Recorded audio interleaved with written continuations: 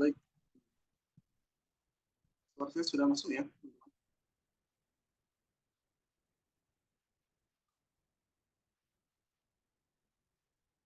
Saya coba sapa dulu.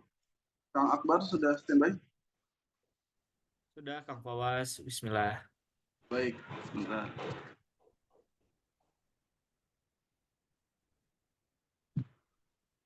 Oke, teman-teman semua. Bismillahirrahmanirrahim. Assalamualaikum warahmatullahi wabarakatuh. Alhamdulillah. Alhamdulillahirrahmanirrahim. Wa bihi nasta'in ala umuri dunya waddin. Wassalatu wassalamu ala sayyidina Muhammadin wa ala alihi washabihi ajmain amma ba'd. Alhamdulillah, pada sore hari ini di eh, Jogja ini pukul 4 ya, mungkin ada teman-teman, pukul 3.50, mungkin teman-teman di daerah lain ada yang berbeda waktu ya. Semoga tetap semangat di akhir puasa bagi yang berpuasa, dan alhamdulillah pada hari ini Tunas Kreatif Indonesia bisa kembali mengadakan Tunas Open Class, dan sore kali ini yang akan menemani kita adalah Akbar Malik. Nanti insya Allah akan menyampaikan materi seputar resep ya, atau mungkin juga bagaimana agar naskah kita tulis bisa tembus di penerbit mayor. Sebelum itu, mungkin teman-teman yang sudah hadir di room, silakan bisa menempatkan diri terlebih dahulu. Nanti kita juga menunggu teman-teman lain yang belum bergabung. Ya. Kang Akbar ini posisi sekarang Lagi di di mana? Bandung, Kang Fawas. Oh, di Bandung ya, alhamdulillah. Masih di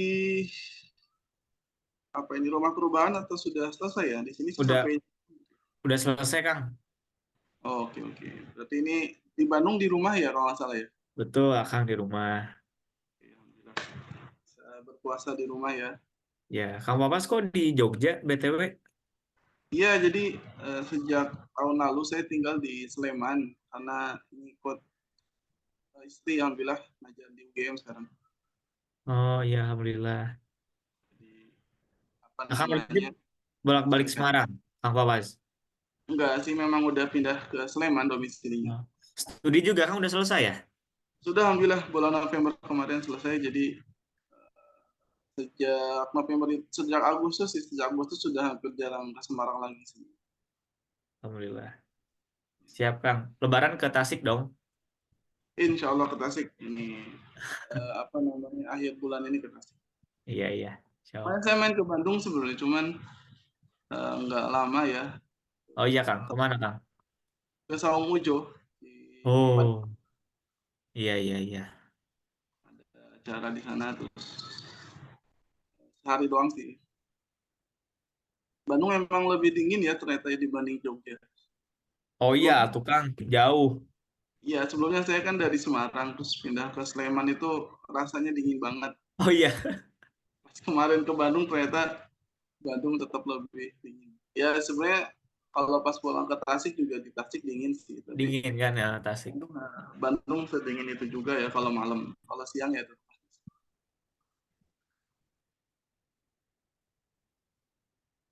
Sebentar, ini saya coba cek dulu di grup.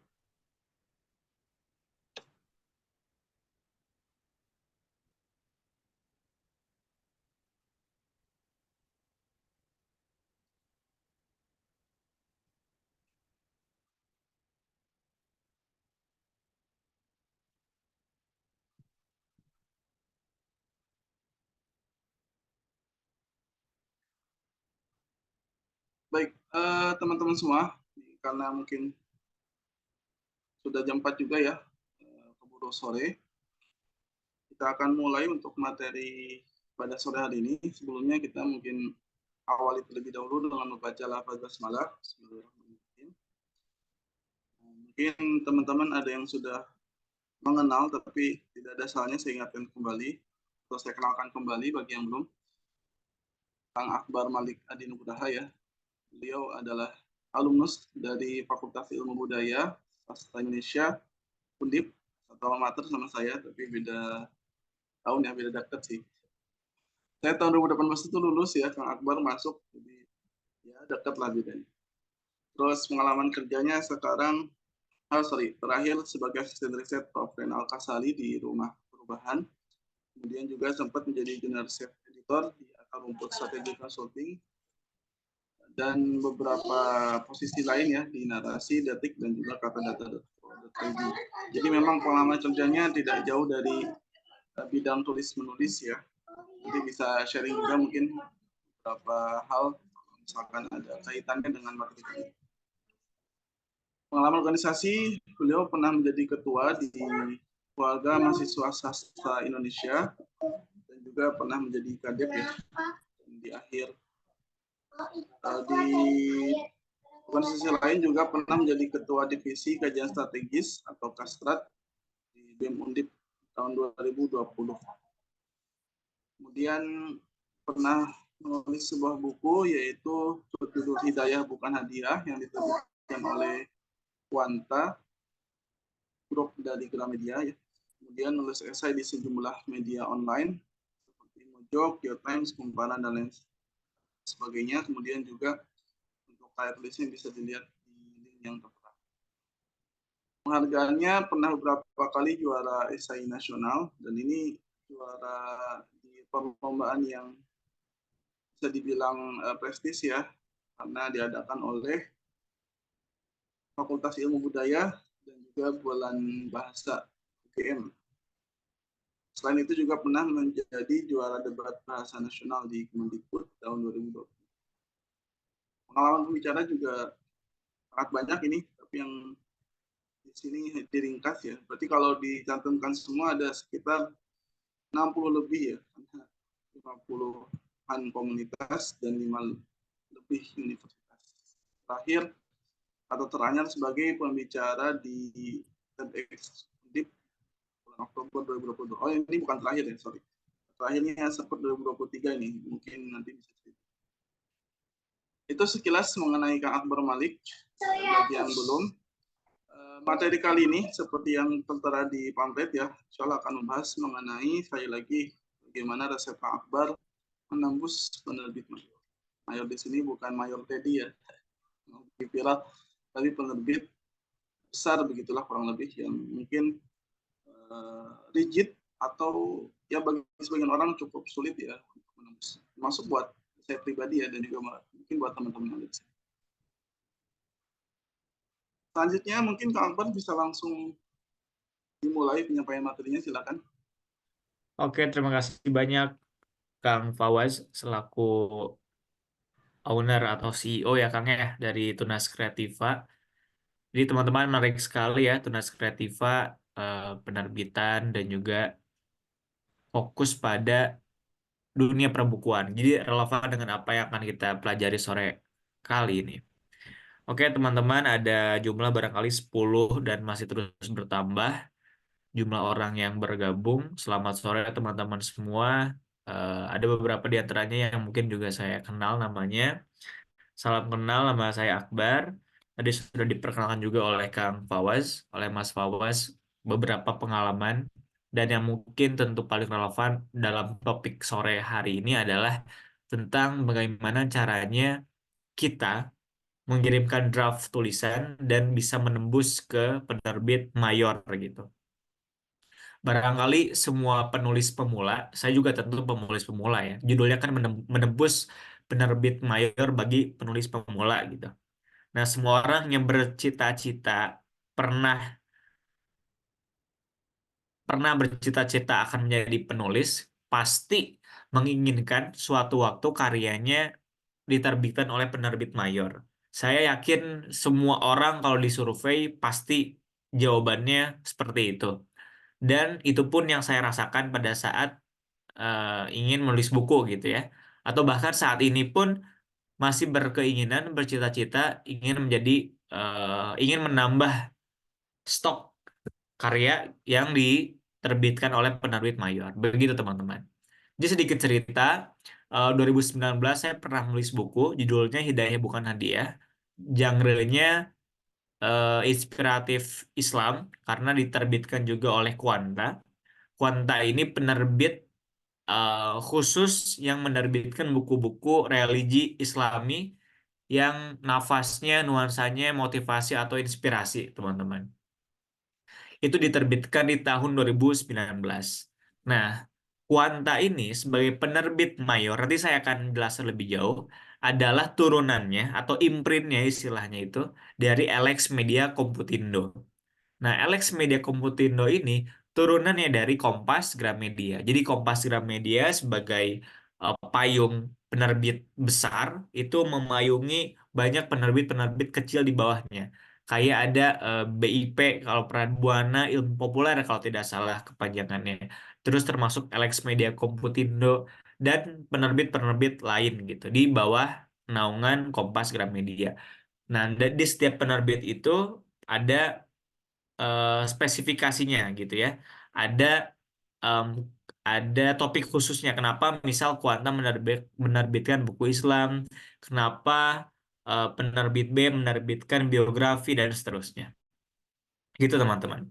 Nah, jadi saya sore hari ini bakal share, bakal cerita, bakal juga berbagi pengetahuan ya, pengetahuan, pengalaman dan sekaligus pengamatan dari apa yang sudah saya alami dan juga dari apa yang sudah saya pelajari.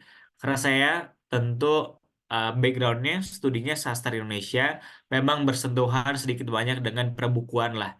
Dan lebih dari itu punya minat yang khusus pada dunia literasi gitu ya. Oke, teman-teman, slide-nya sudah tampak ya.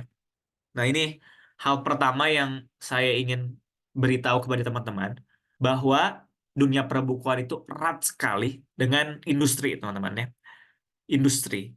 Jadi buku itu industri. Jadi ada proses, kalau di ilmu ekonomi ya, industri itu kan ada proses pengolahan ya, yang jadi, yang akhirnya disajikan di ke market gitu, ke pasar, dijual. Terus di market ada transaksi, jual dan beli, akhirnya produknya laku gitu. Nah, buku itu adalah industri, teman-teman. Nah, karena industri, automatically konsekuensinya adalah dia terikat dengan market, pasar gitu yang kompleks. Di sana ada demand, ada supply, ada modal atau kapital, ada konsumen, ada produsen dan sebagainya gitu. Nah, buku itu adalah komoditas dalam hal ini ya. Nah, buku adalah komoditas tuh argumennya kenapa demikian, untuk teman-teman biar paham kenapa kemudian ada penerbit mayor gitu ya. Karena buku adalah komoditas, buku adalah bagian dari industri yang di dalamnya banyak sekali tangan yang terlibat gitu. Mulai dari penerbit, kemudian percetakan, kemudian distributor, sampai akhirnya ada di tangan kita gitu selaku konsumen atau pembaca. Kayak gitu teman-teman. Jadi ini kesadaran fundamental atau mendasar yang perlu kita pahami dulu. Kenapa kemudian ada pembagian antara penerbit mayor dan penerbit indie gitu. Oke, teman-teman. Nah, karena tadi buku merupakan industri, maka lahirlah dikotomi atau pembagian. Itu ada mayor, ada indie. Ya kan? Mayor itu secara umum tuh definisinya dia yang sudah punya market luas gitu ya, menasional gitu, menggurita, dan kapitalnya, permodalannya sudah sangat kuat sekali gitu. Jadi tidak lagi disokong oleh dana pribadi, tapi udah ada investor yang mature yang udah matang ya teman-teman. Jadi distributornya sudah meluas, menasional, menggurita, kemudian sokongan dananya udah sangat strong, dan marketnya juga udah amat sangat jelas gitu. Mereka udah tahu ceruk pasarnya siapa aja dan di mana, strategi marketing sekaligus sellingnya udah kuat banget gitu untuk yang mayor. Nah, sementara indie, seperti yang kita ketahui karena indie itu kan eh, artinya tuh kita menerbitkan sendiri gitu, indie. Barangkali itu juga yang dilakukan oleh Tunas Kreativa. Ini tuh kan segalanya tuh sendiri lah gitu ya. Jadi antitesisnya si mayor tuh indie. Dan banyak juga sebetulnya buku mojok tuh indie. Terus kalau toko buku indie itu ada buku Akik di Jogja, Tunas Kreativa sekarang mukimnya di Jogja, itu pun indie. Jadi banyak penerbit indie. Nah, ini saya ada beberapa gambar. Nggak, ini ada satu gambar yang banyak mencantumkan atau memuat beberapa penerbit. Nah, saya mau tanya ke teman-teman, biar juga kita interaksi tipis ya. Teman-teman silakan chat di kolom chat, maksudnya di kolom conversation. Kira-kira di antara banyak gambar ini, tolong disebutkan mana yang penerbit mayor. Yuk, saya tunggu 5-10 detik ke depan. Ini kita coba untuk lakukan mapping ya, pemetaan, pengetahuan teman-teman, pengetahuan kita bersama. Oke, ini Rafila Cika Azhara, Gramedia Mizan. Oke, yang lainnya silakan untuk berkomentar. Mana di antara logo-logo ini yang termasuk penerbit mayor? Erlangga juga, baik. Adakah yang lain?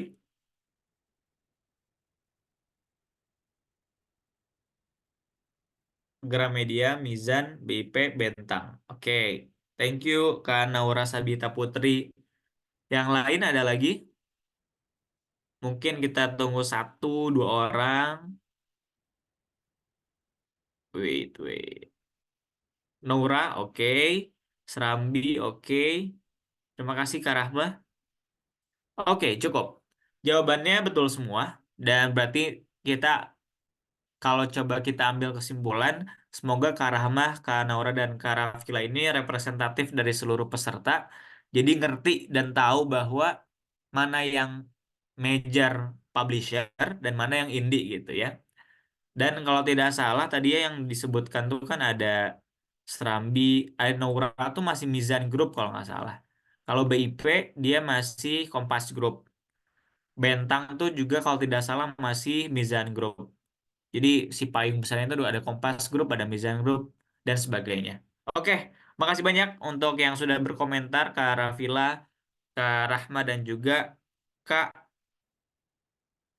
Haura ya. Thank you udah jawab dan mencoba berkontribusi pada diskusi kita hari ini. Oke, sementara yang em, apa yang indie, saya kasih sampel aja. Ada tuh margin kiri. Nah, margin kiri dia biasa nerbitin buku-buku yang lumayan progresif ya, dan juga novel-novel yang serius juga seru kayak Aib dan Nasib kalau teman-teman tahu.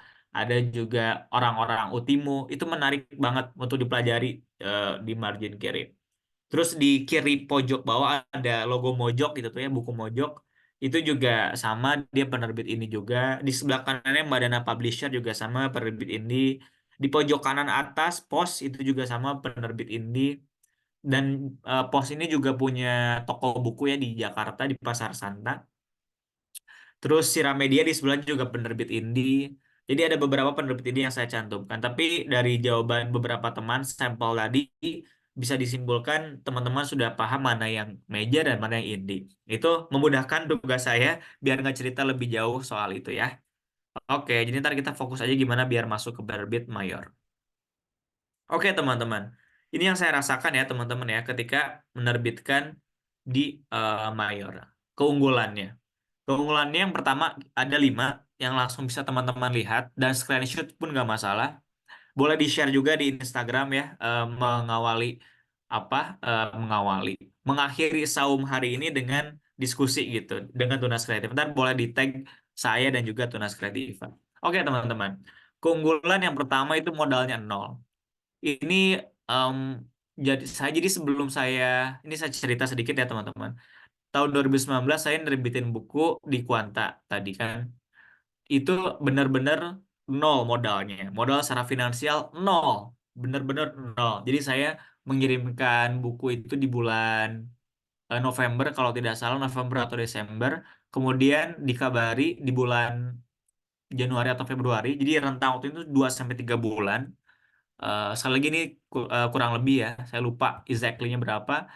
Dikabari bahwa naskah saya itu layak untuk terbit. Itu senangnya Masya Allah luar biasa gitu. Saya masih ingat momennya kayak gimana, perasaannya kayak gimana, saya lagi di mana gitu. Saya lagi melakukan apa, saya ingat betul. Ketika saya buka HP, dapat email bahwa naskah saya itu layak untuk terbit. Kemudian setelah itu proses selanjutnya adalah oke, kami proses buat layout dan desain cover kata mereka. Oke, akhirnya beberapa waktu setelahnya sebulannya bulan Maret awal gitu ya, saya dikabari option desain buku ala-ala gimmick itu loh. Kita sebagai penulis tuh lempar ke audiens di Instagram gitu kan. Mana nih cover buku yang paling bagus bagi kalian untuk kalian gitu. Akhirnya vote dan sebagainya kan.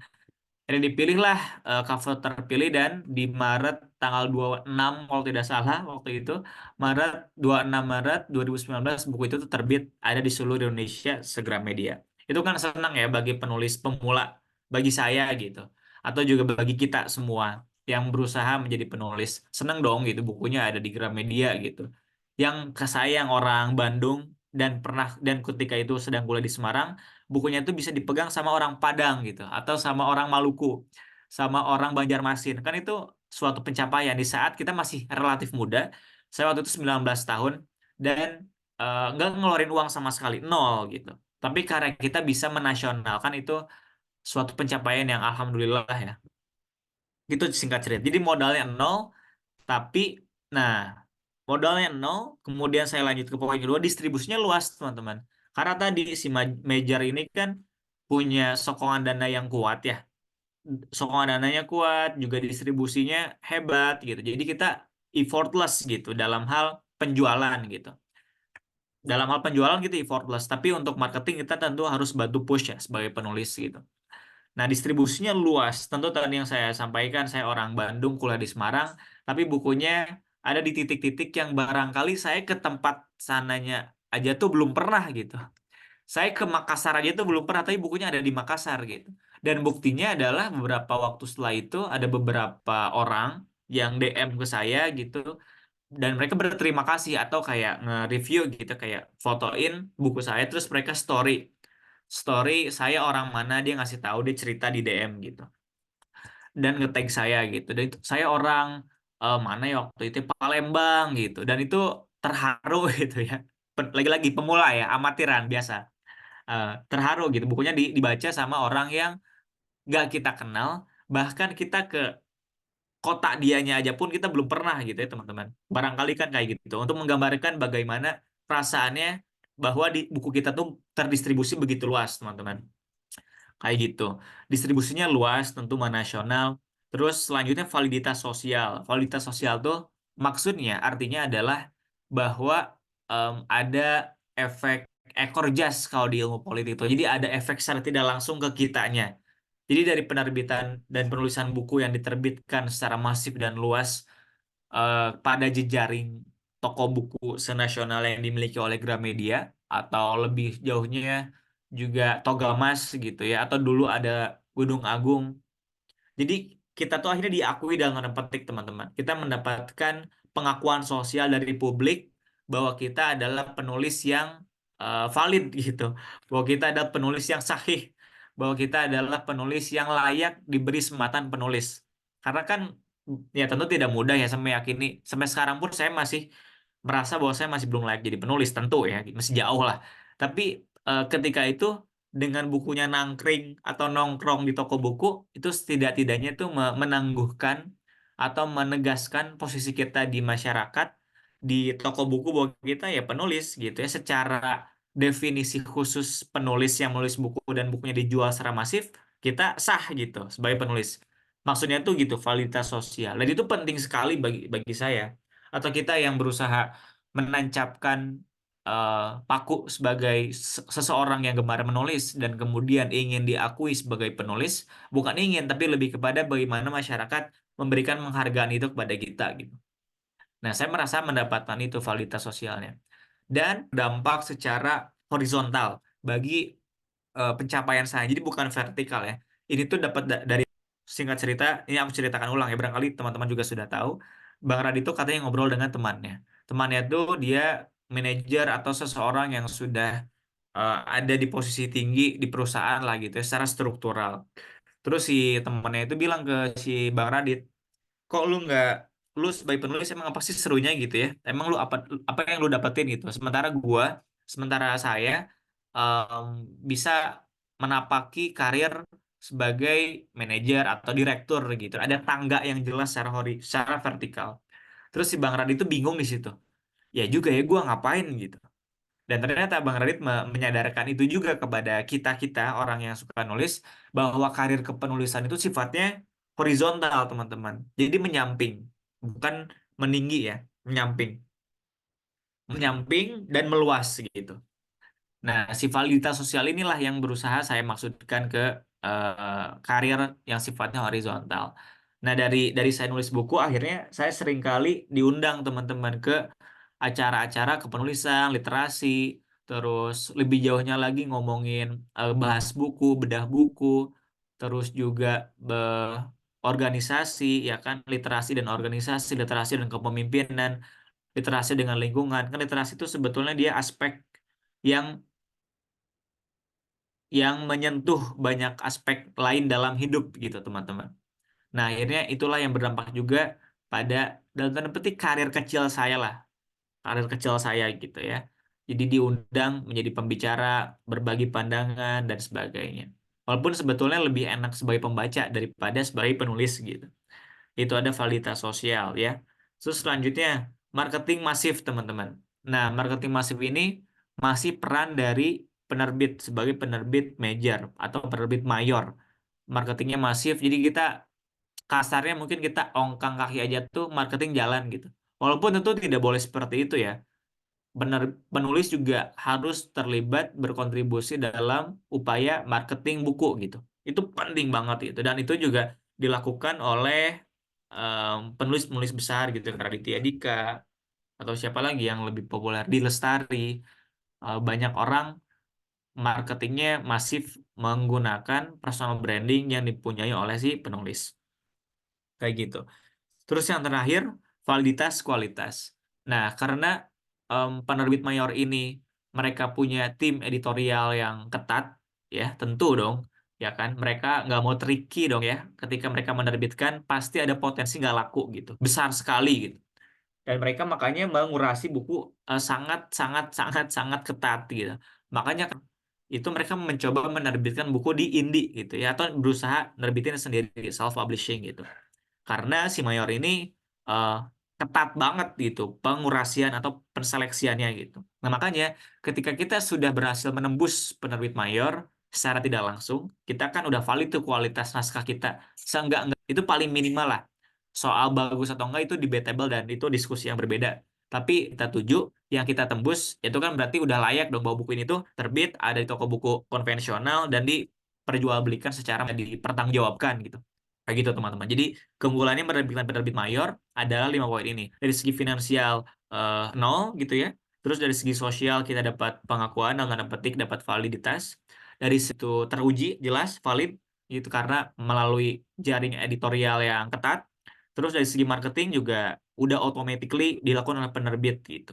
Jadi reputasi sosial ya, termasuk juga personal branding, ini masuk di 5 aspek yang saya sampaikan. Jadi untuk berapa orang ya, 15 orang barangkali peserta di sini, karena dulu juga saya nyoba gitu, nyoba dan keterima. Dan setelahnya juga saya tetap nulis dan tetap mengirimkan naskah ke penerbit mayor, tapi hasilnya banyaknya ditolak gitu. Jadi, dan itu pun ternyata bukan cuma saya gitu ya. Nanti saya ceritain orang-orang yang mengalami keunggulannya tuh lebih banyak dibandingkan kerugiannya, saya kira. Masya Allah lah pokoknya nerbitin di penerbit mayor. Kalau misalnya saya 2019 itu terbit, sekarang kan kurang lebih udah 5 tahun tuh si usia bukunya. Sampai sekarang pun, beberapa waktu lalu pun masih ada orang yang mengapresiasi, yang berterima kasih, yang mendorong saya untuk terus nulis dan sebagainya gitu. Dan itu ternyata dampaknya masih terus berlanjut, berkesinambungan gitu. Itu kan luar biasa hebat ya teman-teman. Saya lanjut ya. Oke, ini masuk ke strategi teman-teman. Jadi sebelumnya saya masih apa ya, kasih semangat lah, bunga-bunga lah sebelumnya tuh ya, bunga-bunga kenapa penerbit mayor tuh bisa jadi pilihan utama kalau misalnya kita mau mendapatkan beberapa benefit yang tadi sudah saya sampaikan. Nah, sekarang kita udah masuk ke yang lebih strategik gitu ya. Gimana sebenarnya penerbit mayor itu memilih draft naskah? Nah, kita coba pahami ini dari perspektif penerbit gitu ya. Dari apa yang sudah saya sampaikan di awal gitu bahwa buku itu adalah industri dan erat kaitannya dengan market, dan inilah gitu ya akhirnya membuahkan beberapa pertimbangan kenapa suatu draft naskah itu layak untuk diterbitkan atau tidak. Yang pertama, marketable teman-teman, marketable atau potensial untuk laku di pasaran. Jadi pertimbangan utamanya sih saya rasa itu ya, marketable gitu. Dari segi judulnya, eh, isinya juga kontennya tentu utamanya ya. Terus juga persona seorang penulisnya dan banyak hal pertimbangan yang sifatnya kuantitatif terukur sampai pertimbangan yang abstrak gitu ya. Kayak orangnya lucu nih, kayaknya yang laku deh. Itu juga bisa jadi pertimbangan gitu. Dia yang pertama marketable. Jadi penerbit tuh udah punya ukuran, oh kayaknya buku ini laku deh. Ukurannya apa aja? Misal ke kemenarikan. Ini aku langsung jelasin semua aja ya. Kemenarikan. Misal judul buku ini tuh beda gitu dibandingkan buku-buku yang udah diterbitkan yang lainnya. Genuine gitu, otentik, relatif ori lah gitu. Relatif ya, karena kan there is no new under the sun kan. Nggak ada yang baru di bawah matahari, di bawah universe itu nggak ada yang baru. Nah, tapi otentisitas buku dan kemenarikan buku itu juga jadi penting, nggak kalah penting gitu dibandingkan dengan marketable-nya tadi. Jadi dia saling berkaitan lah gitu. Antara topiknya yang juga menarik, isinya juga cakep, juga penulisnya juga bisa menjual dirinya, itu juga penting dan jadi pertimbangan gitu. Jadi makanya kadang si Instagramnya juga dicek apakah aktif atau enggak. Itu juga untuk jadi variabel apakah si penulis bisa membantu marketing atau enggak gitu. Dan sebagainya. Jadi marketable tuh keterukuran bukunya tuh bakal laku atau enggak di pasar atau tidak. Terus genuine, otentik. Otentik tuh artinya buku ini tuh relatif ada diferensiasi atau perbedaan dengan buku-buku yang sudah diterbitkan oleh penerbit yang kita tuju gitu ya. Nanti saya urai lagi lebih jauh. Terus menarik juga em, beda lah ya itu ya, sense of difference gitu dibandingkan buku-buku yang sudah mereka terbitkan. Dan yang terakhir sesuai ceruk market. Nah ini juga em, contoh misal gini ya. Misal nih Mizan. Apa sih? Nih kita survei lagi, kita ngobrol lagi ya. Mizan. eh, Menurut teman-teman, ketika teman-teman mendengar kata Mizan, penerbit Mizan, apa yang terlintas dalam benak teman-teman? Boleh di chat lagi? Saya tunggu 5-10 detik ke depan.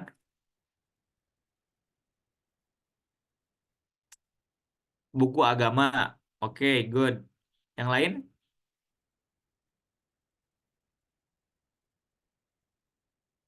Islami. Cakep, boleh. Islami. Kainara dan Kahaura. Ada lagi? Buku khusus jomblo, boleh. Emang iya ya? Mizan nerbitin ya? Oke, yang lain? Buku cerita anak. Oke. Satu lagi deh. Ada lagi nggak? Oke, cukup barangkali ya. Oke, makasih teman-teman semua. Nah, eh, maksudnya ceruk ceruk market itu adalah kan setiap penerbit mayor itu dia punya em, market tentu ya dan punya ciri khas. Nah, kenapa tadi saya ambil contoh Mizan? Karena Mizan tuh kan udah terpatri lah dalam pikiran kita bahwa Mizan itu buku tadi Islami. Jelas dong. Mizan ini pengambilan kata atau nama produknya aja Mizan gitu ya, bahasa Arab gitu, Mizan. Nah, buku-buku terbitannya pun relatif nuansa Islami. Walaupun betul ada penjurusannya gitu, ada cabangnya lagi, ada buku pemikiran Islam gitu ya yang relatif berat. Kayak misal apa ya? Banyak lah ya, Mizan cerita tentang hati. Ya, betul bisa jadi juga. Kayak buku pemikiran Islam, misal buku karya ownernya Pak Haidar Bagir, Islam Tuhan, Islam manusia itu kan filsafat Islam lah ya. Ada juga sejarah Islam, Islam yang diperdebatkan, misal ada juga. Ada juga buku eh, siapa tuh si Armstrong, Sejarah Tuhan. Itu juga kan Mizan yang terbitin. Bahkan buku filsafat populer kayak Dunia Sopi juga itu kan Mizan. Terus misal ada anaknya lagi ada Mizania. Mizania tuh em, nerbitin buku-buku Islam pop motivasi kayak Kuanta lah Mizannya. Ada juga buku-buku lainnya. Banyak percabangannya si Mizan itu. Nah, maksud saya sesuai dengan ceruk market tuh adalah seperti itu teman-teman. Jadi mereka bakal nerima naskah yang sesuai dengan market mereka. Nah, kalau misalnya kita ngirimin buku, ngirimin contoh apa ya, naskah novel misalnya, novel terus novelnya yang pop banget, romance SMA gitu ke Mizan. Saya rasa itu nggak relevan atau kurang nyambung gitu. Karena itu beda dengan ceruk market yang dimiliki oleh Mizan. Nah, jadi kayak gitu teman-teman. Kita udah punya sense untuk mempelajari atau menganalisis si penerbit yang hendak kita tembus itu ceruk marketnya ada di mana gitu. Itu dari perspektif kita coba ambilin dari perspektif penerbit ya.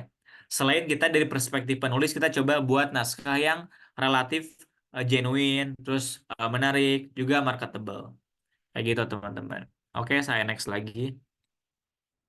Nah, ini strateginya kayak gimana ya? Kayak gimana dong ya yang lebih strategis gitu. Yang pertama, teman-teman, pelajari buku-buku yang diterbitkan oleh penerbit mayor yang hendak kita tuju. Misal, saya ini case-nya bedah kasus buku saya aja ya. Misal buku saya dari Bukan Hadiah diterbitkan oleh Kuanta. Nah, saya tuh sebelumnya pembaca buku-bukunya Mas Ahmad Rifai Rifan. Teman-teman kalau ada yang belum tahu boleh cek Instagramnya atau di Google Ahmad Rifai Rifan. Beliau itu salah satu penulis motivasi Islam yang paling produktif saya kira ya, sejauh ini. Beberapa tahun belakangan ini beliau paling produktif lah dalam nulis buku motivasi Islam gitu. Saya pelajari dan saya baca buku-buku Mas Ahmad gitu, Mas Ahmad Rifai gitu ya. Saya baca banyak sekali saya baca bukunya dan kebanyakan diterbitkan oleh Kuanta. Walaupun banyak juga diterbitkan oleh penerbit lain, ada Gramedia, ada juga Mizan gitu ya. Tapi dari Kuanta tuh Mas Ahmad tuh salah satu penulis yang nomor satu di Kuanta gitu. Bestseller banyak. Saya pelajari buku-bukunya, saya baca gitu. Eh, ya saya juga tentu mengagumi orangnya. Yang akhirnya setelah saya banyak baca buku beliau, saya coba nulis buku dan saya yakin bahwa Kuanta adalah penerbit yang nyambung, yang sesuai dengan market dan juga karakter atau topik buku saya kirimkan. Dan akhirnya alhamdulillah kan diterbitin gitu. Jadi ada proses em, ke- ada proses ketika saya mempelajari buku-buku dari penerbit itu, juga mengagumi orang tertentu, penulis tertentu. Ketika buku kita atau karya kita masuk ke penerbit itu, kita akan sejajar dengan penulis yang diterbitkan oleh penerbit yang sama gitu bukunya. Dia kan sejajar dong. Asalnya saya ngelihat Mas Ahmad tuh jauh banget gitu ya dari pembaca ke seorang penulis gitu. Tapi ketika sama-sama jadi penulis jadi relatif sejajar gitu ya. Setidaknya sejajar dalam arti diterbitkan bukunya oleh penerbit yang sama. Tapi kalau kiprah dan sebagainya itu masih jauh tentu ya. Itu teman-teman. Kemudian selanjutnya setelah mempelajari buku yang terbitkan untuk mengetahui karakter juga ya, karakter penerbit ini tuh oh nerbitin buku kayak A, B, C, D gitu. Itu kita pelajari. Terus gaya bahasa, oh gaya bahasanya relatif ringan, relatif simpel, nggak jelimet, nggak dakik-dakik gitu. Itu juga jadi pelajaran yang kita bisa petik. Selanjutnya, sesuaikan market pembacanya, samakan. Nah, ini juga buah dari poin yang pertama. Ini lanjutan atau turunannya ya, teman-teman. Jadi, ketika kita mempelajari buku-buku dari penerbit yang kita targetkan, kita akan tahu oh, marketnya adalah, kalau di aku berarti em, anak muda yang lagi belajar Islam gitu ya, atau pembaca Muslim gitu. Secara umum pembaca Muslim, rentang usianya relatif muda, generasi Z sampai milenial, katakanlah gitu. Nah, marketnya kita samain tuh. Oh, kita mau nulis buku nih. Oh, bukunya berarti topiknya A, marketnya B. Oh, berarti karena topik dan market yang udah kita tentukan, itu akan berdampak dan berpengaruh pada bagaimana kita menulis buku itu, gitu. Dari gaya bahasa, dari penyampaian hasil risetnya, dan sebagainya. Terus yang ketiga, topik atau tema yang diambil relevan. Relevan dengan topik penerbit, gitu. Karena kalau aku tadi kan Kuanta motivasi Islam. Mizan tadi kita survei tipis, hasilnya buku Islami. Terus bisa yang lebih umum Gramedia Pustaka Utama apa misalnya gitu ya GPU. Terus buku lain em, apa lagi Erlangga apa bisa Kompas biografi atau apa gitu. Nah itu ada peta-peta tertentu yang perlu kita petakan gitu teman-teman. Terus yang terakhir bangun personal branding. Nah ini perspektifnya agak lain dari 3 poin yang udah saya sampaikan teman-teman. Kalau misalnya yang 1, 2, 3 itu kan perspektif penerbit banget ya. Nah, kalau yang poin keempat ini perspektif penulis. Jadi, kadangkali ya yang saya amati juga penerbit tuh nerbitin buku dari orang-orang yang udah terkenal. Jadi kalau misalnya udah terkenal dan followersnya banyak, udah jadi influencer, itu 100 kali akan memudahkan diri kita menembus penerbit mayor. Ini tidak bisa dimungkiri sih sebetulnya. Jadi barangkali kita jadinya ngelihatnya siapa, bukan apa yang disampaikan gitu ya. Kan kalau pepatah Arab, lihatlah apa yang perhatikan apa yang disampaikan, bukan siapa yang menyampaikan. Tapi ini bakal jadi dilema gitu di era sekarang. Jadinya malah ngelihat siapa yang menyampaikan, bukan apa yang disampaikan. Atau apa yang disampaikan itu penting juga untuk melihat siapa yang menyampaikan gitu. Jadi mereka para influencer, terus orang yang followersnya udah banyak, yang pengalamannya juga udah bejibun, udah kaya gitu apa ya pengalamannya ya, itu mereka akan relatif mudah dalam menembus market gitu ya, dalam menembus penerbit mayor. Kayak gitu teman-teman. Dan aku mungkin ya tahu lah, tapi nggak sampai hati untuk menyebutkan beberapa nama gitu. Influencer-influencer yang barangkali pengalaman nulisnya relatif belum banyak atau belum lama, tapi sekalinya nulis buku yang barangkali bahasanya juga biasa aja sama kita, yang mungkin kita udah belajar secara panjang gitu. Em, tapi mereka dengan mudah diterbitkan gitu. Karena lagi it's about who gitu ya, not about what gitu. Nah, makanya penting juga kita orang yang biasa aja, atau saya yang orang biasa aja banget, itu juga untuk tipis-tipis bangun personal branding lah. Seenggaknya itu kita aktif media sosialnya gitu, untuk menyampaikan apa yang kita rasakan. Seenggaknya itu paling minimal. Walaupun tetap kalau akun saya sih tetap nyampah ya, apapun saya upload nggak peduli lah. Gitu teman. Tapi kalau mau yang lebih fix lagi, yang lebih niche lagi, lebih ceruknya lebih spesifik, perlu juga mempertimbangkan personal branding.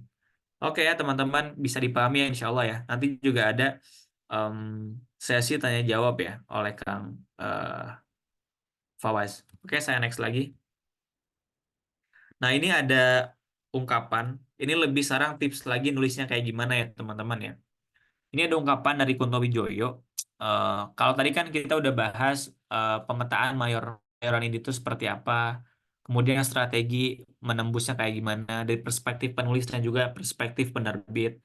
Nah, sekarang lebih praktikal lagi sarannya ya teman-teman. Kalau kata Kunto Wijoyo, syarat untuk menulis itu ada 3 teman-teman. Menulis, menulis, dan menulis. Kunto Wijoyo ini penulis tentu ya, pemikir juga, sejarawan juga, budayawan juga. Beliau juga kalau tidak salah sudah profesor atau doktor setidak-tidaknya. Teman-teman boleh cek ya, intelektual lah beliau ini. Beliau nulis novel dan juga nulis pemikiran Islam gitu. Jadi banyak sekali karya beliau gitu. Ya saya juga kagum ke Pak Kunto gitu ya. Beliau tokoh Muhammadiyah kalau tidak salah. Nah, beliau menyarankan kalau mau menulis ada 3, menulis, menulis, dan menulis, teman-teman. Ini tricky banget kan? Menulis kayak gimana sih gitu ya? Nulis saya udah nulis terus, tapi kok gagal terus gitu. Saya udah nulis, tapi kok belum belum belum jadi terus bukunya gitu. Terus kayak gimana sih gitu? Sebenarnya sih tidak hanya menulis ya, tapi juga harus ada determinasi, harus ada peningkatan kualitas, harus ada konsistensi gitu. Dan bagian peningkatan kualitas tadi ya, seorang Terelie aja, Bang Terelie, yang bukunya banyak banget, yang bestseller dan juga nangkring di Gramedia terus, nggak pernah berhenti ya. Yang buku terbarunya juga apa ya, yang terbaru ya? Jangan pernah bosan bodoh. Pokoknya ada kata bodohnya deh. Apa ya teman-teman? Boleh di chat dong kalau yang tahu. Nah, Bang Terili aja tuh ditolak sama Kompas atau sama penerbit tuh belasan kali, 13 kali kalau nggak salah. J.K. Rowling, penulis Harry Potter, itu sampai 15 kali tuh ditolak sama penerbit. Andre Hirata, setahu saya juga dulu beliau merangkak juga sebelum akhirnya Laskar Pelangi bestseller, terus difilmkan dan akhirnya nulis buku-buku yang lain. Teruslah bodoh jangan pintar. Makasih Cika, tuh kata Cika. Em, Siapa lagi ya? Bang Radit, aku nggak tahu Bang Radit kayak gimana pengalaman nulisnya. Terus ngapain disebut dong kalau nggak tahu. Terus siapa lagi? Ahmad Fuadi juga sama mengalami proses yang serupa gitu.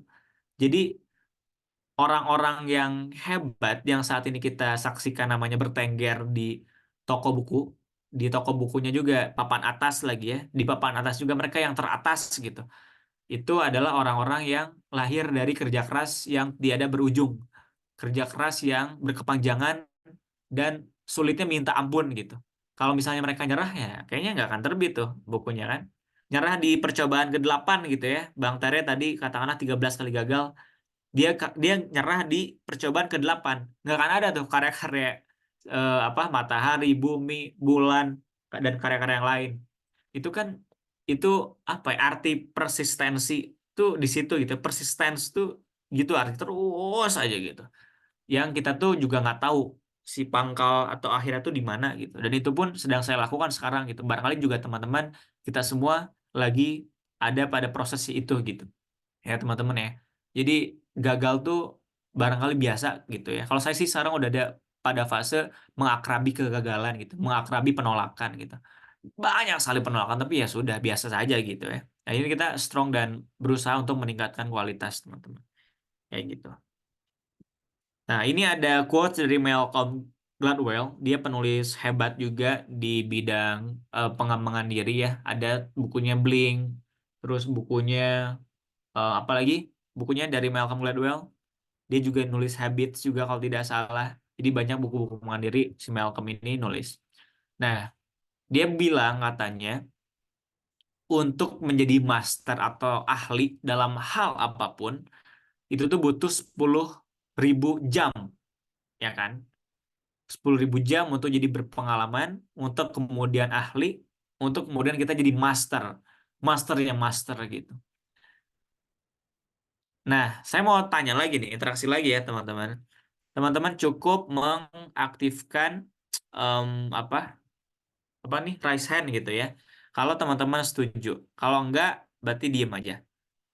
Di antara teman-teman mana yang setuju ke quotes-nya Gladwell ini bahwa kita butuh 10.000 jam untuk menjadi ahli dalam bidang tertentu. Yang setuju boleh aktifin raise hand-nya dong. Bisa? Bisa dong ya. Oke, Kak Naura, 1, Kak Rohayani, 2, Kak Cantika, Kak Rinrin, oke, 6. Ada lagi, ada lagi. Oke, 6 orang ya, so far ya. 6 orang dari belasan orang. Oke, terima kasih banyak. Terima kasih banyak yang sudah berkontribusi, berperan, menghidupkan diskusi. 10.000 jam. Bener nggak kayak gitu ya? Dalam satu sisi ada benarnya. Tapi benar dengan catatan gitu. Benar dengan syarat tertentu. Syaratnya apa ini? Saya next lagi.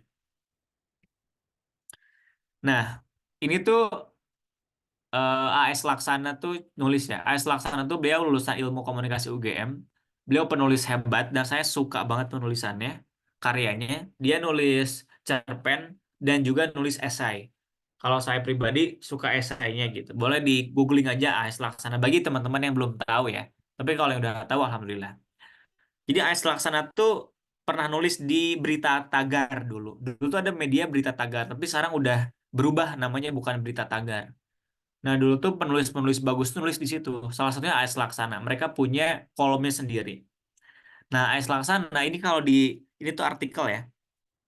Esai tulisan dia. Kalau ditulisan ke bawah tuh dia menyinggung perihal latihan 10.000 jam untuk menjadi seorang master. Nah, dia kurang setuju gitu ya untuk menjadi penulis. Ini konteks khususnya penulis ya. Menjadi master dalam menulis. Dia nggak setuju, teman-teman. Pak S. Laksana ini atau sebutannya akrabnya itu Sulak gitu ya. Om Sulak ini tuh nggak setuju. Karena bagi dia 10.000 jam latihan menulis aja gitu ya. Kayak tadi kata Kunto Wijoyo, nulis-nulis-nulis aja tanpa pelatihan spesifik pada keterampilan atau skill tertentu itu sama aja dengan bohong. Contohnya kayak gini. Misal pemain bola gitu ya teman. Latihan terus setiap hari untuk mencapai master selama 10.000 jam. Latihan terus ya dia di lapangan gitu ya. Dia latihan terus, main bola terus latihannya. Apakah kemudian dia bakal tiba-tiba jago? Jawabannya saya yakin tentu nggak secara terstruktur. Maksudnya kayak gitu, maksud Om Sulak tuh. Jadi nggak serta-merta 10.000 jam tuh valid, tapi dengan catatan tadi ya, catatannya harus latihan yang terstruktur. Kalau tadi ilustrasi adalah pemain bola, jadi dia tuh harus membagi skill bermain bolanya menjadi endurance atau daya tahan. Dia harus running, itu meningkatkan daya tahan fisik. Dia harus ngelatih apa dribbling, bawa bolanya dia harus jago gitu, meliak-liuk lah gitu ya. Mudahnya ini banyak akhwat, banyak perempuan ya. Jadi di sepak bola tuh bawa bolanya harus jago lah, dribblingnya harus jago. Terus shooting, nembak bola ke gawang itu juga harus dilatih. Kaki kanan atau kaki kiri harus dilatih juga. Di kaki kanan atau kaki kiri tuh ada kaki dalam atau kaki luar. Mana yang mau lebih dijagoin gitu. Terus apa lagi ya? Tadi ya, endurance, dribbling, shooting, terus skill basic lainnya apa lagi dalam sepak bola. Mungkin 3 itu secara khusus ya. Dan itu tuh harus dilatih, satu-satu harus dilatih. Nah, si 10.000 jam itu apakah 10.000 jam endurance, 10.000 jam shooting, 10.000 jam dribbling, apa kayak gitu? Kan nggak tahu juga, si Malcolm nggak urai lebih jauh kan. Nah, begitupun dengan menulis, teman-teman. Jadi kan kalau kita nulis doang, apalagi tanpa coach, tanpa mentor gitu ya, tanpa orang yang kita anggap lebih pandai, kita nih rasa-rasanya kita akan bertumbuh tapi stagnan gitu.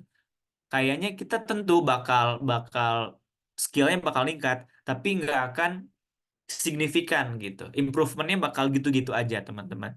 Nah, maksud Om Sulak ini di artikel ini sih udah nggak ada sih di media ya, karena udah di move. Tapi saya nyimpen HTML-nya jadi masih bisa saya buka.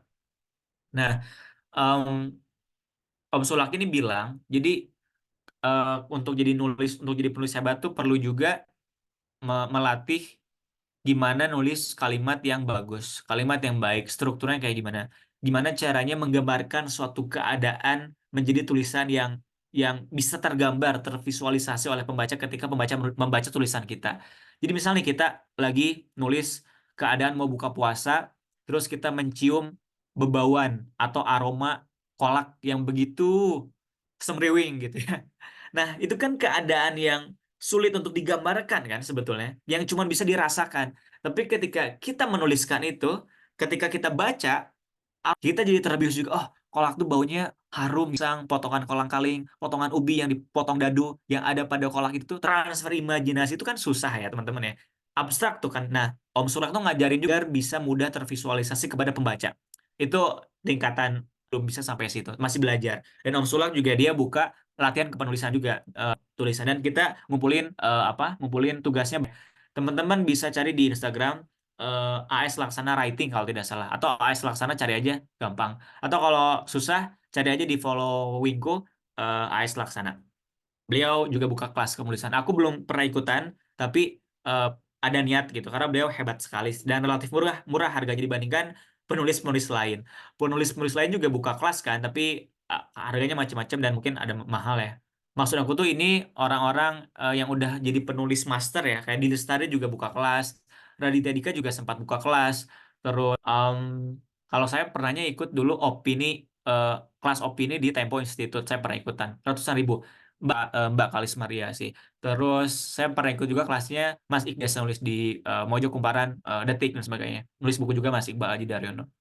Eh, Om Sulak atau Om Ais Laksana juga buka kelas, harganya relatif murah dalam timnya dan juga nggak bermaksud mempromosikan, tapi bagus lah kelasnya gitu ya. Di samping kelas-kelas yang disediakan oleh teman-teman kita sendiri atau misalnya yang bergerak dalam dunia literasi, kelas serupa gitu ya. Ini tunas kelas yang free kan teman-teman juga gitu untuk meningkatkan kualitas penulisan kita. Di samping juga banyak yang lain juga barangkali yang serupa. Sulak ini adalah gimana jadi menulis itu nggak digampangkan dengan nulis gitu. Spesifik yang perlu kita pertajam gitu. Tadi gimana menarasikan, gimana membuat kalimat yang efektif, itu penting banget teman-teman. Dan itu susah ya, Masya Allah. Oke, saya next lagi. Nah, saya tuh pengen menyebarkan atau gimana caranya biar kita tuh jadi penghayat kata, teman-teman. Penghayat kata tuh gimana biar kita tuh bisa benar-benar menghayati kata gitu. Karena kan senjata seorang penulis tuh ya kata gitu. Kita meramu, meracik, menjahit, menyulam kata menjadi kalimat, kalimat menjadi paragraf, paragraf menjadi wacana, wacana menjadi buku atau teks yang solid kan kayak gitu. Itu kan tidak mudah gitu. Jadi satu unsur yang terendah yang paling sederhana itu kata menjadi unsur yang lebih kompleks yaitu wacana. Itu kan atau teks gitu. Itu kan PR gitu dan perlu menumpuk keterampilan bertahun-tahun gitu. Nah, kita perlu jadi penghayat kata, teman-teman. Jadi kita punya rasa pada kata, kita punya kepekaan pada kata gitu, kita cinta pada kata gitu. Itu sih mulanya dari situ. Jadi ini yang pengen saya share ke teman-teman. Nih, kita juga ini bedah dikit tipis ya, karena saya anak sastra jadi pengen nge-share juga soal ini.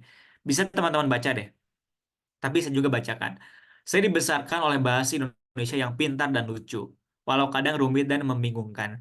Ia mengajari saya cara mengarang ilmu sehingga saya tahu bahwa sumber segala kasih adalah kisah, bahwa ingin berawal dari angan, bahwa ibu tak pernah kehilangan iba, bahwa segala yang baik akan berbiak, bahwa orang ramah tidak mudah marah, bahwa seorang bintang harus tahan banting, bahwa terlampau paham bisa berakibat hampa, bahwa orang lebih takut hantu ketimbang kepada Tuhan, bahwa pemurung tidak pernah merasa gembira, sedangkan pemulung tidak pernah merasa gembala, bahwa manusia belajar cinta dari monyet, bahwa orang putus asa sering memanggil tit ya, asu.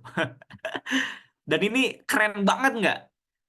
Ibu, iba, baik, biak, ramah, marah, bintang, banting, paham, hampa, hantu, Tuhan. Ini permainan kata ya, kayak, wah cantik, presisi gitu. Ini penghayat kata yang sesungguhnya gitu. Dia bisa memainkan bentuk, kan kata itu kan ada beberapa unsur ya. Kalau kami tuh belajar morfologi, mungkin ada juga di sini teman-teman yang backgroundnya sastra atau bahasa. Morfologi itu kan ilmu kata. Jadi kata tuh berkaitan juga dengan bentuk. Iba itu kan bentuk IBA gitu. Ada morfem di dalamnya. Tapi juga berkaitan dengan bunyi atau fonologi. Ibu, iba. Baik, biak. Bunyinya kan enak kan di kuping gitu kan. Nggak cuma enak dibaca, tapi enak juga di kuping. Gitu. Enak didengar. Ramah, marah. Ada apa? Rima ya. Ada banting, bintang. Tuhan, hantu. Ada permainan kata seolah-olah dia memainkan kata tapi indah gitu. Ini puisinya siapa tahu nggak? Ada yang tahu? Hitungan 5, 4, yang komen aja ya. 5, 4, 3, 2, 1. Belum ada yang tahu. Jadi ini puisi karyanya Joko Pinurbo, Kamus Kecil judulnya. Ini penggalan aja, masih ada lanjutannya, tapi saya penggalan aja. Jadi inilah contoh dari bagaimana seseorang yang saya rasa sudah menjadi penghayat kata. Jadi otak tuh udah terotomatisasi, udah tersistematisasi untuk merusun sedemikian rupa gitu. Untuk sedemikian rupa jadi kayak gini gitu. Dan ini juga terencana tentu ya buatnya ya. Serius, jadi buatnya nggak kayak ngarang sekali buat gitu. Paham, hampa nggak kayak gitu. Tentu kayak melalui perenungan, melalui pemikiran yang panjang gitu teman-teman. Nah, penghayat kata lainnya, ini saya kasih contoh lain. Bisa teman-teman lihat. Ini apa ya kira-kira ya teman-teman ya? Kawin, kawin, kawin, kawin, win kau, kawin, kawin, kawin kau, win kawin, kawin, kasih, kasih, kasih, kasih, sih, kasih, kasih, kasih, kasih, kasih, sih, kasihku. Ini apa coba? Mungkin selintas kita akan memaknai ini sebagai teks yang tidak jelas. Saya juga setuju kalau teman-teman ada yang beranggapan seperti itu. Tetapi ini adalah buah dari permainan kata. Ini juga puisi bentuknya ya. Ini tahu nggak? Ada yang tahu nggak ini puisi siapa? Ini kayaknya lebih susah lagi ya. Jadi ini adalah puisi karya Sutarji Kalsum Bahri, legendaris sastra Indonesia juga, begawan. Judulnya kalau tidak salah tragedi Winka dan Sihka judulnya. Jadi ini kawin kawin kawin kawin kasihka gitu. Dan ini sama eksperimentasi dalam berkarya juga. eh, jadi ketidakterikatan kata pada bentuk atau juga ketidakterikatan kata pada makna. Jadi Om Sutarji itu pengen memberikan pemaknaan kepada orang-orang bahwa kata itu nggak terikat dengan makna gitu, tapi lebih menekankan pada bunyi gitu, kawin kawin gak sih Kak. Jadi apalagi nanti boleh dicek juga kalau yang minat di YouTube, gimana Om Sutarji itu membacakan puisinya dengan amat teatrikal gitu, amat keren banget gitu ya, dramatikal banget beliau Om Sutarji. Jadi bisa dicek juga, baca-baca juga karya puisinya kalau suka. Jadi penghayat kata itu yang bisa saya ingin share ya, penghayat kata. Karena dengan itulah kita, saya rasa bisa jadi penulis yang hebat. Atau kalaupun nggak hebat, kita jadi penulis yang konsisten gitu. Itu dua hal yang beda tuh, hebat dan konsisten. Hebat, eh, barangkali nggak konsisten gitu ya, karena ada orang yang memang dikasih skill dari Allah gitu ya, nature gitu, nih kasih bakat gitu ya, talent kalau bahasa Inggrisnya. Tapi ada juga orang-orang yang biasa aja tapi punya kesadaran untuk terus belajar. Jadi bukan talent tapi skills, keterampilan gitu. Karena itu bukan bakat lahir, tapi bakat yang ditumbuhkan, yang dilahirkan dari proses latihan gitu. Jadi istilahnya nurture gitu ya, bukan nature. Ada orang-orang yang sifatnya nature gitu ya, lahir jago, latihan sedikit langsung jago gitu. Kayak Messi kalau di sepak bola gitu. Tapi ada juga yang nurture gitu, yang latihan keras akhirnya jago kayak Ronaldo gitulah kurang lebih. Jadi gitu ya, kita berusaha menjadi penghayat kata seperti Om Joko Pinurbo dengan puisi Kamus Kecil, dan juga seperti Om Sutarji dengan puisi Tragedi Winka dan Sika. Oke, gitu Kang Fawaz, tidak sampai 5 menit. Alhamdulillah selesai. Kalau ada teman-teman yang mau bertanya, saya persilakan melalui Kang Fawaz. Terima kasih. Assalamualaikum warahmatullahi wabarakatuh. Waalaikumsalam warahmatullahi wabarakatuh. Baik, boleh berikan aplaus ya lewat emot mungkin atau lewat apa istilahnya chat boleh gitu untuk ucapan terima kasih kita pada Kang Akbar yang sudah berkenan sharing secara mendalam tadi ya, bahkan tidak hanya seputar penerbit mayor ataupun resep mengenai bagaimana bisa tebus penerbit mayor, tapi ternyata kepenulisan secara umum tadi diakhiri dengan ajakan juga untuk semakin mendalami dunia menulis dengan lebih dalam lagi. Nah, sebelum lanjut ke saya jawab, saya ingin sedikit follow up tadi yang disampaikan Kang Akbar ya. Jadi insya Allah di Tunas ini ada juga kelas menulis. Ada kelas menulis juga, tapi jangan dibayangkan kelas menulis ini seperti kelasnya Kang AS Laksana tadi ya, atau mungkin penulis-penulis lain. Tunas ini kalau di sepak bola Kang Akbar mungkin lebih cocok kayak SSB ya. SSB-nya juga mungkin SSB tingkat apa ya, tingkat kecamatan. Jadi memang kita selalu berusaha menjadi tempat bagi penulis pemula gitu yang memang sedang dalam proses awal menjejaki dunia kepenulisan. Jadi kelas-kelas yang kita bikin memang juga disasarkan bagi para penulis pemula, termasuk yang akan kita adakan pada bulan ini ya, bulan Maret, yang dimulai pada hari Ahad besok kelasnya yang berkaitan dengan kelas menulis dasar. Jadi bagi teman-teman yang ingin kembali mereview, bagi yang sudah pernah atau bagi yang belum mungkin ingin mencoba tadi ibarat Akbar bilang lebih terstruktur begitu untuk melatih menulis. Nah, boleh nanti ikut kelas menulis tunas yang sudah dibuka pendaftarannya, nanti bisa dicek lebih lanjut di Instagram. Itu teman-teman, mungkin tanpa perlu berpanjang lebar lagi, bagi teman-teman sekalian yang ingin bertanya boleh lewat kolom chat atau lebih bagus sih lewat audio langsung ya, bisa disampaikan ke Kang Akbar kira-kira apa yang ingin ditanyakan atau diskusi. Monggo, ada yang mau mengawali? Jika tidak nanti biar saya dulu nggak apa-apa. Saya sudah nyiapin juga pertanyaan sebenarnya. Oke, mungkin sambil nunggu yang lain bertanya ya. Barangkali ada yang masih ngetik juga. Tadi di background-nya Kak Akbar ini dan juga background sekarang ini kan terlihat tumpukan buku ya. Saya juga kalau ke mana toko buku, apalagi kalau ke bazar buku itu sering banget lihat buku itu menumpuk melebihi tumpukan apa ya sekarang ya, tumpukan beras ya karena lagi langka. Nah, kadang saya mikir gitu, wah kalau saya nulis lagi gitu ya, itu apakah nasib buku saya sama seperti nasib buku-buku ini gitu yang mungkin ya mohon maaf ya kadang saya sebagai pembeli pun merasa tidak dihargai gitu ya. Udah harganya murah gitu ya, posisinya kadang ya belangsakan apa ya belangsakan tuh. Ya tidak karuan gitu ya, baik kalau di bazar buku kan 5.000 dapat banyak. Nah, itu kadang juga menurunkan menurunkan bukan minat ya, lebih ke tadi gitu. Apain nulis buku gitu. Nanti takutnya bukunya kayak gini nih gitu. Betul tadi misalkan kata Bang Radit ya, ke samping gitu. Nah, ini nggak ke samping juga karena memang saya ternyata setelah diterbitkan pun bukunya ya tadi ya belum mendapatkan penerima. Nah, kalau Kampa sendiri memaknai fenomena ini seperti apa nih gitu, yang saya sampaikan. Tapi ditahan dulu nih, ada yang angkat tangan. Teh Inara atau Mbak Inara mungkin bisa bertanya.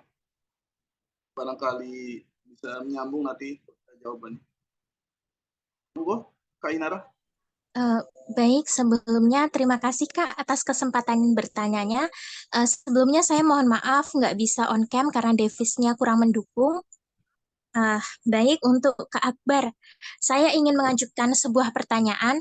Saya sangat tertarik dengan pembahasan mengenai personal branding yang tadi Kak.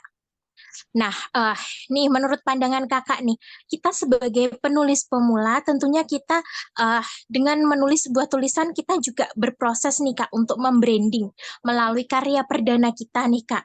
Nah, namun tadi kan berkaitan dengan diterimanya naskah kita, kebanyakan yang diterima adalah mungkin mereka yang sudah memiliki personal branding di Instagram. Nah, sejauh ini nih kak, apa namanya? Kita tuh lebih mana ya bagi kita nih penulis pemula lebih baik mana mungkin kita perlu membranding diri terlebih dahulu di Instagram ataukah kita ya karena kita memang pemula kita berani mencoba untuk menyetorkan naskah itu ke penerbit mayor seperti itu atau bagaimana. Nah itu pertanyaan saya yang pertama Kak. Lalu lanjut ke pertanyaan kedua. Tadi kan di situ dijelaskan ya bagaimana langkah-langkah untuk menerbitkan di penerbit mayor. Nah, yang ingin saya tanyakan Kak, adakah yang lebih rinci secara mendalam bagaimana kita menerbitkan ke penerbit mayor? Misalnya kita mengirim naskahnya itu seperti apa? Cukup dikirim lewat email saja atau bagaimana? Mungkin itu Kak pertanyaan dari saya. Terima kasih sebelumnya. Sorry, Kak Inara, mungkin bisa siapa? Oh baik, sebelumnya perkenalkan saya Inara dari Nganjuk, Jawa Timur. Terima kasih. Oke, ternyata tetangga ya, istri saya. Baik, sekalian juga mungkin Akbar ini ada satu pertanyaan lagi di kolom chat ya dari Kak Rohayani. Nanti bisa dijawab. Berarti 4 ya kalau Oke. kita 2 soal. Siap. Monggo. Makasih banyak Kang Fawas. Ya, terima kasih banyak untuk Kak Inara dan juga Kak Rohayani. Saya jawab izin yang Kak Inara dulu. Yang pertama tadi soal personal branding ya. Saya kira jalannya berbarengan aja, Mbak Inara. Kita menulis, kemudian mengajukan ke penerbit mayor, mengirimkan naskah kita ke penerbit, dan di waktu yang sama kita juga terus sambil membranding personal kita gitu. Jadi itu dua hal yang berjalan beriringan gitu. Nah, praktiknya kayak gimana personal branding itu ke ahli personal branding tentunya saya nggak jago. Tapi media sosialnya dibuat beragam aja. Instagram juga TikTok karena TikTok cepet banget kan engagement rate-nya gitu. Jadi bisa juga dicoba lewat situ ke Inara. Jadi sekali lagi itu dua hal yang berjalan beriringan bersamaan antara menulis buku kemudian mengirimkannya ke penerbit dan juga membranding diri gitu. Yang pertama, yang kedua, rinci yang secara mendalam stepnya itu setiap penerbit beda-beda, Mbak Inara.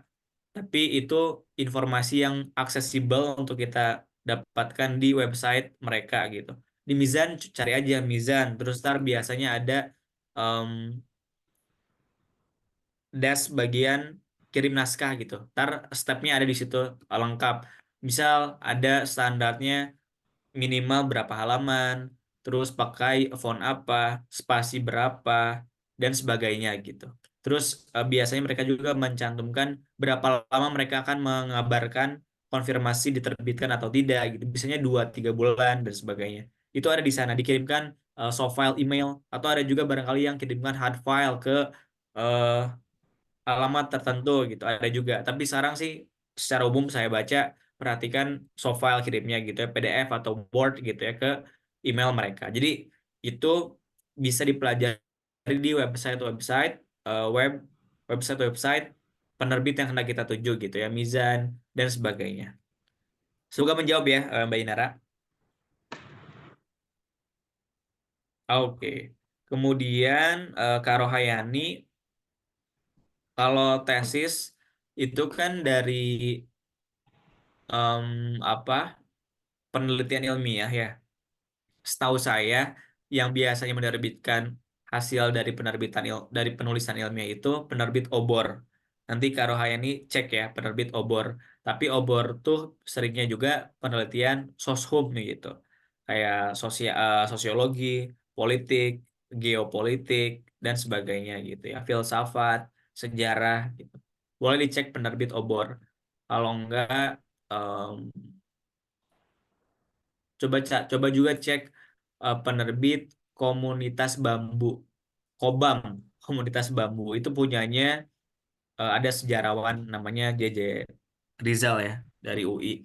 Itu juga bisa dicek. Itu juga sama sih Sosum. Saya taunya di Sosum. Atau dulu tuh ada Lipi Press kalau dulu zaman zaman masih ada Lipi ya. Tapi sekarang jadi Brin kan. Entah sekarang Brin Press atau ada atau enggak gitu. Tapi tadi dua dua dua penerbit yang bisa saya sebutkan Komunitas Bambu ini alternatif sih ini sih. Sama yang kedua Obor gitu, penerbit Obor. Boleh dicek Kak Rohayani. Oke, eh, terus ini juga ada Kang izini aku jawab yang Raffi Lacika. Ya, boleh lanjut. Penulisan naskah yang kita buat itu ditulis seperti biasa aja atau perlu editan sama sekali atau gimana? Itu em, tentu kita edit sesuai dengan kemampuan kita, Cika gitu ya. Kita edit sesuai dengan kemampuan kita. Jadi setelah kita tulis, rampung, kita juga kurasi berdasarkan preferensi dan skill kita gitu. Jadi kita nggak mungkin kan ngasihin barang yang mentah gitu. Kita juga nggak mungkin ngasihin barang yang kita sendiri tuh nggak mau pakai gitu. Jadi kita ngasihin barang terbaik yang kita bisa kasih gitu kan. Itu istilahnya lah, ilustrasinya kurang lebih kayak gitu. Em, jadi sebelum dikirimkan, kita pastikan dulu proses editing udah selesai di kita gitu. Maksudnya tuh di kita oleh kita sendiri ya, kita nggak perlu hire editor yang jago, nggak harus. Karena itu juga nanti berperan di penerbitnya sendiri. Kayak gitu, Kak Cika ya. Oke, terus tadi pertanyaan dari Kang Fawaz berkenaan, ya, gimana? Kayaknya tadi ada yang Mau bersuara. nanggep Oke, silakan, silakan. eh buat tulisannya tuh sama kalau kita kayak lagi nulis-nulis proposal kayak gitu, Kak. Jadi kayak bab 1, bab 2 kayak gitu per chapternya atau bagaimana? Oke, oke, oke. Thank you ya follow up-nya. Em, Macam-macam. Itu juga sama tergantung penerbitnya kayak gimana. Mereka menetapkan standar draft buku gitu ya. Ada yang mereka dan tergantung juga nanti naskah yang kita buat. Misal kalau naskah kita sifatnya terstruktur, misal bab 1 pengenalan diri katakanlah gitu ya. Subbab 1 self awareness misalnya gitu. Terus draft terus nanti bab 2 apa itu juga bisa kayak gitu. Skripsi atau tesis gitu ya. Nanti di halaman depan covernya tulisan aja besar judul bukunya apa. Itu juga bisa kayak gitu. Jadi bisa yang sifatnya terstruktur sesuai dengan karakter bentuk dari karya kita. Bab 1 subbab 1 draft, subbab 2 draft, subbab 3 itu juga bisa kayak gitu. Jadi ya kalau penulisannya biasa aja sih sebetulnya. Kalau atau lagi bentuk lain kayak kumpulan esai atau kumpulan tulisan yang sifatnya nggak terstruktur kayak tadi bab penyusunannya ya. Ada yang misal esai 1 apa, esai 2 apa, esai 3 apa, draft, esai 4 draft, esai 5 draft itu juga bisa kayak gitu. Jadi formatnya itu disesuaikan dengan bentuk karya kita itu ya, apakah terstruktur atau disesuaikan dengan standar baku yang ditetapkan oleh si penerbit gitu. Nah, informasi itu biasanya mereka muat di website mereka. Kayak gitu, Kak Cika.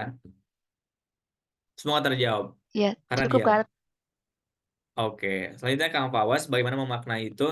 Sebetulnya sama Kang, ada keresahan serupa gitu melihat, menyaksikan bukunya jadi tumpukan, dalam tanda petik jadi sampah gitu yang dijual murah 5.000 dan sebagainya, bahkan ke buku toko loak gitu. Em, itu itu pemikiran yang apa ya rasional sekali gitu bahwa dan wajar ketika kita merasa seperti buat apa kita nulis buku gitu ya. Kalau pada akhirnya buku kita berpotensi ada di tumpukan itu. Nah, tapi em, kalau kalau dari segi penerbit kan, kalau misalnya buku kita nggak laku, itu ada beberapa prosesnya. Misalnya buku kita nggak laku tuh di toko buku tuh kalau tidak salah durasinya hanya 2 minggu lah. Dia ada di etalase depan. Tapi nanti setelah nggak laku, ntar dia dipindahin ke rak buku yang lebih dalam gitu, yang susah orang tuh nyari, yang orang tuh bakal dapat kalau nanya ke petugas gitu, karena nggak kelihatan. Nah, setelah itu baru mereka dikebumikan ke belakang. Jadi nggak ada di etalase depan gitu. Baik yang di depan apalagi yang tersembunyi. Sorry, baik yang tersembunyi apalagi yang di depan gitu. Jadi orang tuh bakal dapat kalau nanya ke petugas, petugas yang bagian dalam gitu. Baru dicariin disengaja. Jadi ada stepnya. Setelah itu masih nggak laku lagi, baru ke pasar di Gramedia itu bisa biasa ada kan orang yang bagian yang dijual murah gitu, 15.000, 10.000, baru dijual ke situ. Nggak laku lagi, baru disebarluaskan, maksudnya dikeluakin gitu ya, dijual secara murah, secara masif ke penjual kedua gitu. Nggak laku lagi, mereka punya mekanisme penghancuran kertas, Kang. Setahu aku ya dari aku membaca gitu lah. Penghancuran kertas, jadi kertas itu untuk diproses ulang, di recycle untuk jadi kertas baru gitu. Jadi prosesnya kayak gitu untuk memperlakukan buku-buku yang tidak terlalu laku gitu. Itu kalau teknisnya sih kayak gitu kan kalau si penerbit ya. Tapi kalau kita penulis saya rasa em, nulis we Kang lah nggak apa-apa lah gitu ya. Kita apa ya bagian upaya menyebarluaskan ilmu pengetahuan lah kita sebagai insan gitu ke orang-orang gitu. Adapun kemungkinan itu aku rasa atau kekhawatiran itu bahkan hampir pasti gitu kalau kita yang awal-awal gitu ya nggak laku gitu hampir pasti terjadi. Tapi eh, keinginan untuk menyebarkan pengetahuan harus lebih besar daripada kekhawatiran bahwa buku tidak laku dan akan menjadi onggokan sampah gitu. Ya sih, walaupun yang nulis buku udah banyak juga ya, ngapain yang nulis buku ya? Tapi nggak apa-apa, Kang. Kita menjadi bagian yang literat lah. Begitu, Kang Fawaz. Terima kasih. Baik, terima kasih Kang Akbar. Teman-teman masih ada waktu ya bagi yang mau bertanya. Kita batasi nanti sampai 15.25 kali ya, Kang Akbar ya. Di Bandung maghrib jam berapa sekarang? 6.11, Kang. 6.11. Oh, berarti masih 1 jam ya. Di Jogja? Di Jogja jam 6 sih. Oh iya, siap, Kang. Mangga-mangga, teman-teman. Ya, jadi mungkin memfollow up lagi ya sambil nunggu yang lain. Kalau ada yang mau nanya boleh raise hand atau mungkin lewat kolom chat. Follow up lagi terkait pertanyaan saya gitu. Nah, sebenarnya ini berhubungan sama keberadaan Tunas ya dan dalam tanda kutip penerbit-penerbit indie gitu ya atau penerbit minor lah yang memang sebenarnya bukan menyaingi karena kita nggak bisa menyaingi penerbit mayor ya segimanapun usahanya pasti sulit lagi. Dan saya lihat sebenarnya sekarang kan fenomena penerbit indie ini bukan lebih banyak juga secara penerimaan itu luas gitu. Artinya bahkan beberapa buku yang diterbitkan penerbit indie ini ya bisa dikatakan lebih laku lah di pasaran gitu. Karena tadi mungkin personal branding penulisnya juga sudah kuat sebenarnya. Jadi memang ada faktor penulis sehingga buku itu bisa dengan luas diketahui oleh orang-orang. Terlebih kan memang penerbit indie ini juga menerbitkan by demand ya, jadi dia tidak menerbitkan secara masif, tapi diterbitkan sesuai jumlah pesanan. Nah, cuman memang tadi betul kata Kak Akbar di awal banget ya, penerbit indie ini seringkali dikritisi masalah validitas sosial dan validitas kualitas ya, karena sembarangan bisa dibilang publikasi buku. Untungnya sih tahun 2020-2023 kan Perpusnas ada kebijakan baru terkait SBN ya. Jadi seenggaknya SBN ada rem lah buku-buku apa yang bisa diterbitkan. Nah kalau dielaborasi sama penerbit indie gitu, termasuk tadi hal yang saya sebutkan, kira-kira Kang Akbar gimana nih meresponnya? Siap, Kang Fawaz, hatur nuhun. Nah, Kang, justru penerbit ini tuh punya ceruk pasar yang bisa diciptai sendiri kan, Kang ya. Dan itu keunikan dari penerbit indie, Kang, menurut saya. Dan yang saya amati, penerbit indie itu karena mereka punya kemandirian dalam menerbitkan buku, jadi mereka juga udah tahu nih pasarnya siapa gitu ya. Em, dan mereka juga jadi lebih selektif untuk menerima karya gitu. Dan pendekatannya bisa dua, Kang Fawaz. Yang pertama bisa tentu penerbit yang menerima naskah dari penulis. Jadi kita nunggu nih mana naskah yang sesuai dengan segmennya Tunas. dan selera tunas akhirnya kita terbitkan. Dan yang kedua, penerbit atau dalam hal ini tunas mendekati calon-calon penulis gitu. Nah, calon-calon penulis itulah yang tunas udah lakukan screening atau assessment atau penilaian internal. Loh, kayaknya orang ini bisa deh kita coba untuk ajak nulis karena nilainya, value-nya sesuai dengan tunas dan bisa juga ngembangin nama tunas gitu ya sebagai penerbit gitu.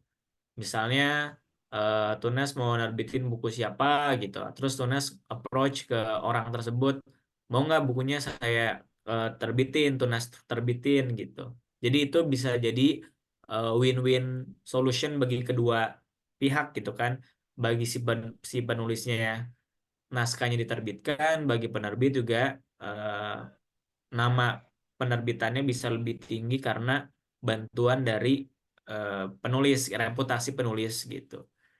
Jadi itu sih Kang serunya di penerbit indie, walaupun pasti merangkak gitu ya, tertatih pasti pada awalnya.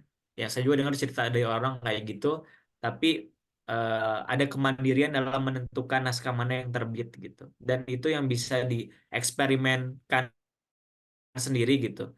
Dan tadi sih bisa memilih penulisnya langsung approach gitu. Jadi bahkan misal nih ada influencer katakanlah ya, Kang Fabas influencer yang udah bagus naik gitu, lagi naik, value-nya sama nih, tawarin aja tembak, mau nggak nulis buku gitu, nanti bukunya saya terbitin gitu. Nanti itu bisa multiplier effect bagi keduanya gitu Kang. Oke, siap. Makasih banyak nih Kang Akbar ya. Jadi buat teman-teman juga yang istilahnya mau menapaki jejak sebagai penulis tapi belum pede ya, atau mungkin mau nyoba publikasi apa istilahnya karya secara luas gitu ya dalam bentuk buku, boleh kita bantu di Tunas. Tapi tadi sebenarnya betul kata Akbar juga ya, Tunas punya beberapa value atau nilai yang itu kami coba pegang. Jadi kalau teman-teman nanti mungkin mau terbitkan, sebenarnya kalau kita juga punya seleksi secara minor ya untuk tema ataupun untuk topik yang gitu. Ada lagi yang mau bertanya, monggo teman-teman, boleh di kolom chat atau di audio. Oh, ada Mbak Zahrani nih. Monggo Mbak Zahrani, Mbak Isna ya panggilannya. Ini aku langsung ambil aja ya. Boleh, silakan. Perkenalkan nama saya Rara. Mungkin langsung nanya aja. Kalau misalnya kadang kan kita kalau baru mau mulai nulis gitu kan suka lebih idealis gitu ya, maksudnya kayak pengen memilih gaya penulisan yang seperti apa, kemudian juga mau menulis dengan tema atau genre tertentu gitu. Tapi sebenarnya kalau untuk penulis pemula gitu, baiknya kita tuh kayak mendengarkan keinginan pasar atau tetap idealis aja dengan karakter penulisan kita gitu. Mungkin ada tips gak sih Mas kalau dari Mas Akbar sendiri? Mungkin itu aja kan. Terima kasih. Wah, menarik pertanyaan. Thank you Kak Rara. Oke. Ini bisa dua-duanya jawabannya Kak Rara. Aku langsung jawab. Bisa dua-duanya. Bisa menyesuaikan dengan selera pasar gitu ya, yang artinya kita targetnya yang penting terbit dan juga ada cuan walaupun tipis gitulah. Jadi akhirnya kita yang menundukkan diri pada selera pasar. Nggak apa-apa sih, itu fine dan sah aja gitu. It's fine, totally fine gitu. Terus yang kedua tetap idealis. Nah, tetap idealis ini bisa, jadi tadi jawabannya ada dua. Ada dua cabang gitu ya, bisa ngikuti selera pasar dan tetap idealis. Kalau ngikuti selera pasar, konsekuensinya barangkali karyanya nggak se-strong kalau misalnya idealis, dan em, pembelinya barangkali bisa banyak gitu karena kita mengharapkan pemasukan dari situ gitu ya. Nah, tapi kalau yang idealis ada dua lagi cabangnya dari jawaban itu. Yang pertama, tetap bisa diterbitkan oleh penerbit mayor ya, mereka yang mau mewadahi khususnya penulis-penulis besar yang pasti laku lah dalam tanda petik gitu ya, yang karena idealismenya pun pasti laku gitu katakanlah, itu juga tetap diterbitkan oleh penerbit mayor atau penerbit mayor tetap mau menerbitkan gitu. Walaupun pada kenyataannya nggak semua karya Terelie juga laku sih gitu ya, nggak semua Eka Kurniawan juga laku, enggak gitu. boleh ditanyain ke mereka gitu. Dan nanti konsekuensinya tentu barangkali penjualannya nggak sebagus yang ngikutin selera pasar, katakanlah kayak gitu. Nah, tapi ada juga yang kedua, kalau mau tetap idealisme, bisa nerbitin lewat penerbit indie. Dan ini juga dilakuin sama Eka Kurniawan gitu. Mereka bukunya diterbitin sama apa ya, aku lupa si penerbitnya. Dan tetap laku gitu. Dan ada segmen khusus terhadap topik-topik yang sesuai dengan idealismenya si penulis gitu. Jadi jawabannya sekali lagi bisa keduanya dan ada konsekuensi dari masing-masing pilihan. Nah, tapi untuk orang yang masih memulai menulis seperti saya atau juga teman-teman, nulis dulu aja lah gitu lah. Yang kita suka tulis dulu aja gitu dulu sih formulanya gitu. Kayaknya kita belum bisa nentuin secara spesifik mana nih kita mau main gitu ya, mau yang sesuai selera pasar atau mana yang sesuai idealisme kita. Bisa sih, tapi menurut saya penilaian itu barangkali nggak objektif gitu. Kalau karena kita belum nulis banyak gitu, belum jadi penulis full time gitu ya. Belum bisa benar-benar memetakan mana nih mana yang selera pasar dan mana yang sesuai idealisme kita gitu. Nah, ada juga nih pandangan dari Agus Nur, penulis juga. Beliau tuh membagi dua itu, Kak Rara. Ada yang memang beliau sengaja untuk menulis untuk dapat uang, gitu ya. Yaudah, nulis untuk dapat uang doang, praktikal aja, praktis lah gitu. Karena tujuannya nyari duit gitu. Ada yang nulis memang memenuhi aspirasi eh, idealisme gitu, menampung aspirasi diri gitu. Ada. Jadi dia memang memetakan secara khusus dari awal gitu. Dan dia fine aja kalau ternyata karya yang sesuai dengan idealisme dia nggak terlalu laku gitu. Karena secara pendapatan dia udah bisa saving dari yang sesuai selera pasar. Kayak gitu Kak Rara, semoga menjawab.